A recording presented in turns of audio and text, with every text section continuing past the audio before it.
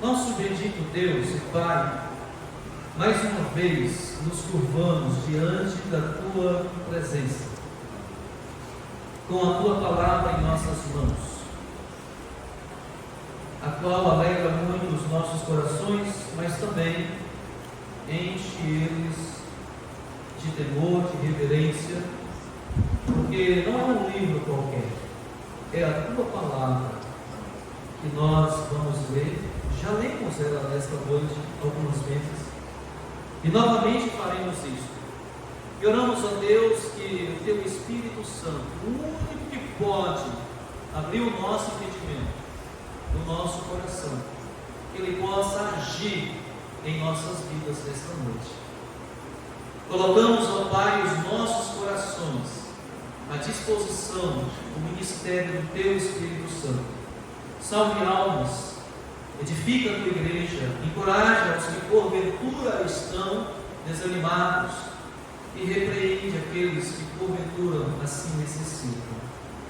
Nós oramos que a Tua vontade, e somente a Tua vontade, seja feita, em nome de Jesus. Amém. Ainda em pé, irmãos, vamos acompanhar a leitura. Salmo 51, do 1 ao 12. Tem misericórdia de mim, ó Deus, segundo a Tua benignidade. Apaga as minhas transgressões, segundo a multidão das Tuas misericórdias. Lava-me completamente da minha iniquidade e purifica-me do meu pecado, porque eu conheço as minhas transgressões e o meu pecado está sempre diante de mim. Contra ti somente pequei e fiz o que é mal à Tua vista, para que sejas justificado quando falares e puro quando julgares. Eis que em iniquidade fui formado, e em pecado me concebeu minha mãe. Eis que amas a verdade no íntimo, e no oculto me fazes conhecer a sabedoria. Purifica-me com hisopo, e ficarei puro. Lava-me, e ficarei mais branco do que a neve. Faz-me ouvir júbilo de alegria, para que gozem os ossos que Tu quebraste. Esconde a Tua face dos meus pecados, e apaga todas as minhas iniquidades. Cria em mim, ó Deus, um coração puro, e renova em mim um espírito reto. Não me lances fora da Tua presença, e não retires de mim o Teu Espírito Santo. Torna a dar-me a alegria da Tua salvação, e sustém-me com o espírito voltado. Os irmãos poderão assentar. Lá na segunda igreja, onde preguei a primeira mensagem, os primeiros serão os últimos, a mensagem, irmãos, ela foi bem direcionada, ou melhor, com uma grande tendência evangelística. Nesta noite, ou aqui na primeira igreja, eu quero falar uma mensagem um pouco voltada para nós, os salvos em Cristo Jesus. E todos nós aqui já nos arrependemos de alguma coisa que nós fizemos no passado. Mas existe um arrependimento que é único e é necessário se o pecador quiser entrar no céu. É o arrependimento para a salvação. O nosso Senhor Jesus, Ele disse que Ele não veio chamar os justos, mas sim os pecadores ao arrependimento. Então, se há alguém entre nós nesta noite que ainda não se arrependeu para a salvação, ainda não entregou a sua vida ao Senhor Jesus para ser salvo, você precisa fazer isso o mais rápido possível, porque a sua vida ela está passando, e um dia a sua vida ela irá ficar aqui nesta terra. E se a sua vida ficar aqui nesta terra e você não ter se arrependido dos seus pecados e aceitado a Jesus como seu Senhor e Salvador, você terá que enfrentar a eternidade no mar de fogo, separado de Deus e de todos aqueles que conhecem ao Senhor como seu Salvador. Então, o arrependimento para a salvação ele é único, acontece uma vez só. Mas depois de salvo, irmãos, necessidade de se arrepender várias vezes, não é verdade? Porque nós pecamos, infelizmente, mesmo depois de salvos, habitados pelo Espírito Santo de Deus, ainda assim erramos, e então é necessário que haja arrependimento quando nós erramos. Por isso, o tema da nossa mensagem desta noite é o clamor de um crente arrependido. O clamor de um crente arrependido. E meus irmãos, este é o quarto e o mais profundo dos salmos penitenciais. O que vem a ser um salmo penitencial? É um salmo que relata arrependimento e pedido de perdão. E este é um deles. E são essas palavras, elas foram ditas pelo Davi, pelo rei Davi. E neste salmo nós temos os clamores de um homem arrependido e desejoso pelo perdão divino. Este homem é Davi. Meus queridos, não há nada mais que um crente deva desejar quando peca do que o perdão de Deus. Não há nada mais que eu e você devemos desejar quando pecarmos do que o perdão de Deus. E após o seu pecado, Davi, ele não se cala. A gente vê isso segundo a Samuel capítulo 12, quando ele é confrontado pelo profeta Natã. Ele não se cala, muito pelo contrário, Davi, ele implora, ele confessa, ele clama pelo perdão. E ele reconhece que havia pecado contra o Deus dos céus, e isso lhe trouxe grande tristeza, porque ele amava a Deus. E eu não consigo, meus irmãos, imaginar um crente que não ame a Deus. Eu não consigo imaginar um crente que não ame a Deus. Davi, ele amava a Deus, e isso fica muito claro em sua reação, logo após pecar contra Deus e ser confrontado pelo servo de Deus, pela palavra do Senhor. Agora, fica a pergunta. Nós sabemos que essa foi a reação de Davi. Esta foi a atitude de Davi, e por isso nós entendemos: Davi amava ao Senhor. E qual tem sido a nossa atitude quando nós pecamos? Quando nós pecamos contra o Senhor. Veja que Davi, ele queria voltar a ter relacionamento com Deus, porque ele sabia que o relacionamento que ele tinha com Deus foi rompido por causa do seu pecado. E os irmãos sabem de qual pecado se trata aqui na vida de Davi. Quando nós falamos em Davi, pensamos em Davi, dois momentos saltam em nossas mentes.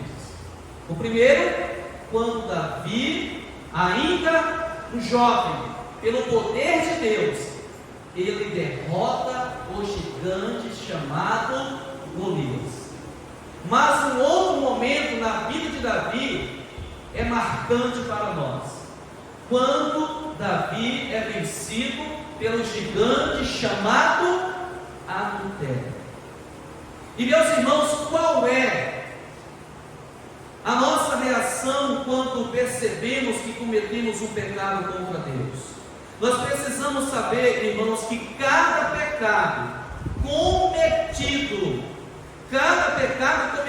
é uma afronta, é uma ofensa diretamente a Deus.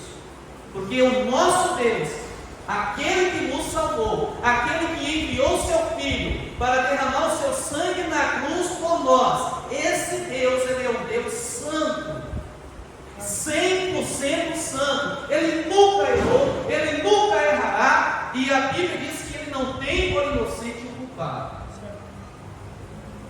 Qual é a nossa atitude após o pecado?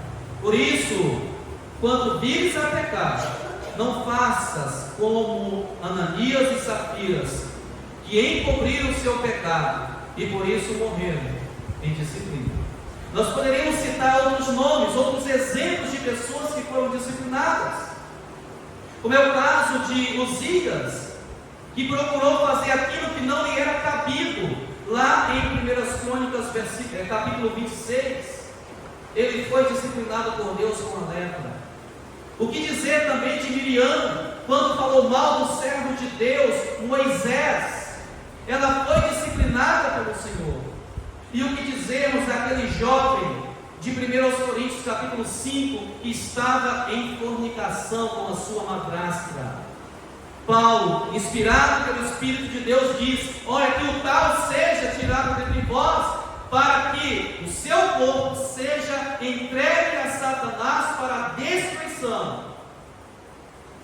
E nós sabemos, irmãos, que o salvo, ele não perde a sua salvação, mas se ele insistir no pecado, a disciplina do Senhor é certa. Em 1 João capítulo 2, versículo 1, na parte A, fica claro que a vontade de Deus é que não pequemos. Lá diz assim: meus filhinhos, essas coisas vos escrevo para que não pequeis. Para que não pequeis. Deus, ele quer que vivamos vidas puras, e vidas puras são vidas separadas do pecado. Porém, no mesmo 1 João 2, versículo 1, parte B, sabendo Deus da possibilidade real de pecarmos, ele diz: e se alguém pecar, temos um advogado para com o Pai, Jesus Cristo, o justo. Qual é o seu pecado nesta noite? Há um advogado, você é salvo por Cristo Jesus. Qual é o seu pecado nesta noite? Qual é a sua prática de pecado nesta noite? Então, sendo assim, não há razões para vivermos vidas, meus irmãos, derrotadas pelo pecado. Nós temos a quem confessar, nós temos um advogado justo que possa nos inocentar. Então, nessa noite, pensando aqui na vida e na confissão de Davi, em Salmo 51, nós aprenderemos algumas lições sobre esse tema: o clamor de um crente arrependido. Agora, como é o clamor de um crente arrependido? Em primeiro lugar, é um clamor por misericórdia. É um clamor por misericórdia. Olha os versos 1 e 2. Tem misericórdia de mim, ó Deus, segundo a tua benignidade. Apaga as minhas transgressões segundo a multidão das tuas misericórdias. Ele diz: lava-me completamente da minha iniquidade e purifica-me do meu pecado. Então veja que Davi, ele entra na presença de Deus clamando por misericórdia. Ou seja, Senhor, se não fora as tuas misericórdias, o Senhor teria me fulminado no ato do meu pecado. Irmãos, que bênção é entender que Deus, ele é misericordioso. Amém. Misericórdia é a bondade, amor e graça de Deus para com o ser humano, manifestos no perdão, na proteção, no auxílio, no atendimento às súplicas. É Deus não nos dando aquilo que nós merecemos. E o que Davi merecia? Ele merecia morrer. Tanto é que quando ele é confrontado por Natan, ele conta aquela história, aquela ilustração do homem que tinha uma ovelhinha. Davi então fica furioso, ele disse: esse homem é digno de morte. Natan então vira para ele e diz: tu és este homem. Davi diz: pequei contra o Senhor. Logo em seguida o profeta Natan diz: o Senhor te perdoou, não morrerás. Se Davi não tivesse recorrido à misericórdia de Deus, se Davi tivesse permanecido no pecado do adultério, o que iria acontecer? Ele morreria. Como disciplina do Senhor, ele morreria. Qual é o seu pecado nesta noite? Talvez você esteja na prática de algum pecado e você gosta dele, e a nossa carne gosta mesmo. Mas entenda uma coisa: se você não se arrepender, não confessar, não abandonar, Deus vai tratar com você sem sombra de dúvida. O salmista, ele não pede inocência, porque ele sabia que não era inocente. Davi não tentou lançar a culpa sobre outra pessoa, pois ele tinha certeza que de Deus não se esconde nada. Ele não tentou dizer assim: Senhor, mas a mulher, Batseba, ela foi tomar banho em um lugar onde poderia ver. Não, ele não terceirizou a culpa, porque ele sabia que Deus vê todas as coisas. Ele sabe até mesmo dos nossos pensamentos. Em Hebreus capítulo 4, verso 13 está escrito: e não há criatura alguma encoberta diante dele. Antes todas as coisas estão nuas e patentes aos olhos daquele com quem temos de tratar. Ah, meus irmãos, muitos crentes, quando eles estão andando em caminhos errados, eles pensam assim: ninguém da minha igreja vai descobrir o meu pecado. O meu pastor não vai descobrir o meu pecado. A minha esposa não vai descobrir o meu pecado. Os meus filhos não vão descobrir o meu pecado. Como se eles tivessem de prestar conta a essas pessoas, embora em alguns momentos deveriam. Mas de Deus você não esconde absolutamente nada. Uma vez que Davi sabe que é culpado e que não merece perdão, ele primeiro roga por misericórdia com base na bondade divina, porque ninguém merece o perdão de Deus. Então ele roga por misericórdia, e de acordo com esta misericórdia, ele pede que a sua transgressão seja apagada e a sua iniquidade seja lavada. Versos 1 e 2. Então, o que é, ou como é o clamor de um crente arrependido? É um clamor por misericórdia. Em segundo lugar, é um clamor de confissão de pecado. Olha a partir do versículo 3: porque eu conheço as minhas transgressões, e o meu pecado está sempre diante de mim. Contra ti somente pequei, e fiz o que é mal à tua vista, para que sejas justificado quando falares, e puro quando julgares. Eis que em iniquidade fui formado, e em pecado me concebeu minha mãe. Eis que amas a verdade no íntimo, e no oculto me fazes conhecer a sabedoria. Então ele faz, em segundo lugar, um clamor de confissão do seu pecado. Aqui o salmista, ele enfatiza o fato de que sabe que está constantemente consciente do seu pecado. E meus irmãos, cá entre nós, quando nós pecamos, enquanto não confessamos, nós não dormimos bem. Eu não sei se você consegue dormir bem depois de pecar. Olha, o pecado está sempre martelando na mente do salvo. Ele não tem paz, a não ser que a sua consciência já está cauterizada de tal ponto que você nem mais está percebendo a ação do Espírito Santo de fazer entender: você pecou, você tem que confessar, você tem que abandonar o seu pecado. Davi, ele reconhece que o seu pecado é mais do que um pecado contra o homem. Ele tem consciência de que o seu pecado é contra o Deus Santo. No versículo 4 ele disse: contra ti somente pequei, e fiz o que é mal à tua vista. O que você faz quando peca? Você confessa? Você culpa terceiros? E o que é confessar? Confessar é concordar com Deus que você errou, que você pecou. Vamos dar um exemplo: de repente você mentiu para o seu patrão. E o que você tem que fazer então? Você tem que dizer para Deus, lá no seu quarto secreto da oração: Senhor, pequei, eu menti para o meu patrão.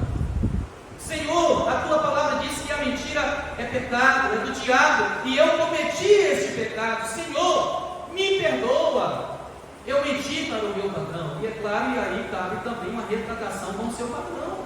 Isso é confissão, irmãos, de pecado. É necessário confessar. E ao mesmo tempo, irmãos, no verso 5, Davi reconhece a tendência universal para o pecado, mas ele não se desculpa com base nisso. Ele não se desculpa. Ele entende: é minha culpa. O meu pecado é culpa minha. É claro que Batseba deve ter a sua culpa também neste pecado, mas ele está reconhecendo: é minha culpa, eu pequei contra o Senhor, e então ele confessa. E meus irmãos, quando você peca, qual é a sua reação? Culpar alguém? Se apoiar no fato da fragilidade humana? Ou confessar o seu pecado e abandonar? É necessário abandonar. Sabe por quê? Porque só confessar não adianta. Só confessar não adianta. E isso está escrito em Provérbios 28, versículo 13. Sim, Provérbios 28, 13 diz assim: o que encobre as suas transgressões nunca prosperará, mas o que as confessa e deixa alcançará misericórdia. Qual é o seu pecado nesta noite? Você precisa confessar e você precisa deixá-lo. Você não pode permanecer no seu pecado, porque senão o Senhor, Ele tratará com você. Em terceiro lugar, como é o clamor de um crente arrependido? É um clamor por purificação. Olha a partir do versículo 7, capítulo 51, a partir do 7, do 7 ao 12. Purifica-me como sopro, e ficarei puro. Lava-me, e ficarei mais branco do que a neve. Faze-me ouvir júbilo e alegria, para que gozem os ossos que tu quebraste. Esconde a tua face dos meus pecados, e apaga todas as minhas iniquidades. Cria em mim, ó Deus, um coração puro, e renova em mim um espírito reto. Não me lances fora da tua presença, e não retires de mim o teu Espírito Santo. Torna a dar-me a alegria da tua salvação, e sustém-me com espírito voluntário. Meus irmãos, não há coisa pior para um crente viver sem a alegria da salvação. E quando o crente peca, ele perde a alegria da sua salvação. Mas Davi, sabendo disso, ele clama por purificação. Purifica-me, lava-me. Então aqui os verbos purificar e lavar são extremamente significativos na transmissão do pedido. O salmista começa o verso 7 pedindo purificação externa. Purificar com sopro e lavar estão relacionados com o ritual externo. Porém, no versículo 10, ele pede também a purificação interna. E qual é mais importante, irmãos? A purificação interna ou a externa? Certamente que as duas. Até porque se o meu interior está puro, isso vai refletir no meu exterior. Isso vai refletir no meu exterior. Muitas pessoas dizem assim: Deus se importa com o nosso coração. Se o nosso coração é puro, maravilha, o resto não importa. Isso não é verdade. Isso não é verdade. Deus se importa com o nosso interior e Ele se importa também com o nosso exterior. Agora, com o pedido de um coração puro e um espírito renovado, a ênfase passa para a purificação interior. Nós podemos ver, irmãos, que a purificação exterior é tão importante quanto a interior no livro de 1 Coríntios, capítulo 6, versículo 20. Lá diz assim: porque fostes comprado por bom preço, glorificai, pois, a Deus no vosso corpo e no vosso espírito, os quais pertencem a Deus. Então, a minha alma, o meu espírito pertencem a Deus, mas o meu corpo também pertence ao Senhor. Então, Deus Ele quer que sejamos puros em toda a nossa maneira de viver. Pedro escreveu isso em 1 Pedro 1,15. Mas como é santo aquele que vos chamou, sede vós também santos em toda a vossa maneira de viver.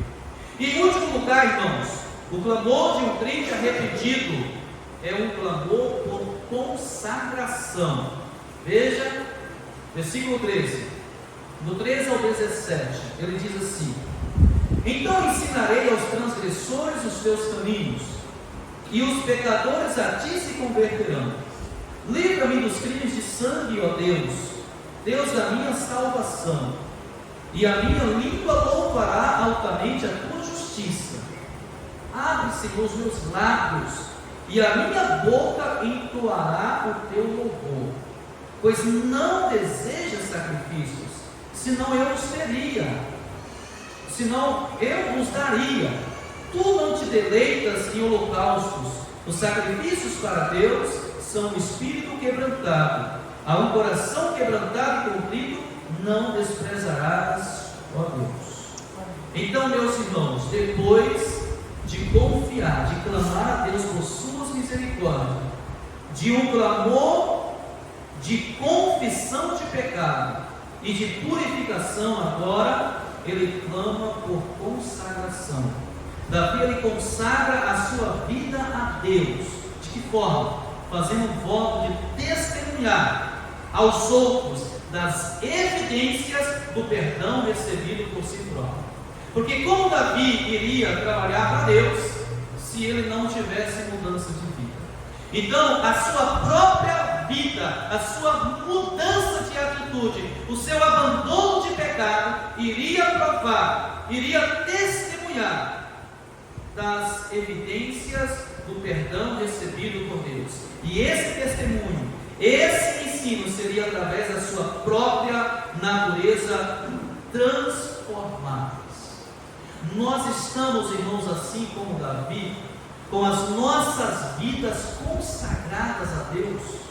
Nós precisamos pensar, irmãos, constantemente nisso. E consagrar, irmãos, é o ato por meio do qual se dedica uma pessoa ou uma coisa ao serviço de Deus.